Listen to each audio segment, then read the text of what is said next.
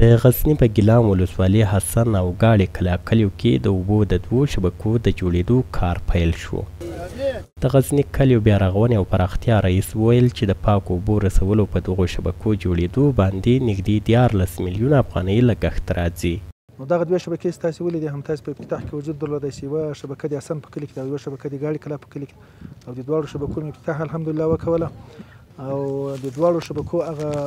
مالي مصارف چې د یونیسف یې ورکوي. ورته مهال د سیمې اوسیدونکي وایي دا مهال یې پاکو اوبو ته لاسرسی کم دی او د پاکو اوبو دغو شبکو جوړېدو ته خوښ دي. زموږ دغه خوشحالي چې ده دا ولا تعود ولا تحصا ده چې شمار یې نه کیږي،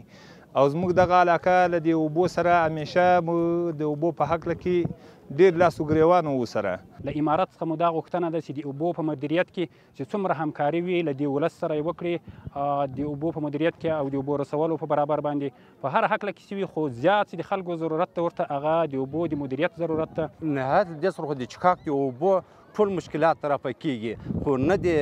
زراعت باش کې دلته د یوازې دا کلی نه دا کلی دا ټوله منطقه یوازې د چکاک د اوبو ته ضرورت نه لري، بلکې د وچکالي له لاسه د خشکسالي له لاسه د زراعت هم ډېر ځپلی ده. د غزني په ګیلان ولسوالۍ حسن او ګاړې کلا کلیو کې د اوبو رسولو دا شبکې داسې مهال جوړیږي چې دې ولایت کې د ځمکې لاندې اوبه ټیټې شوي دي. د اوبو مسلکي کسان وایي اړتیا ده چې باراني اوبه مهار شي.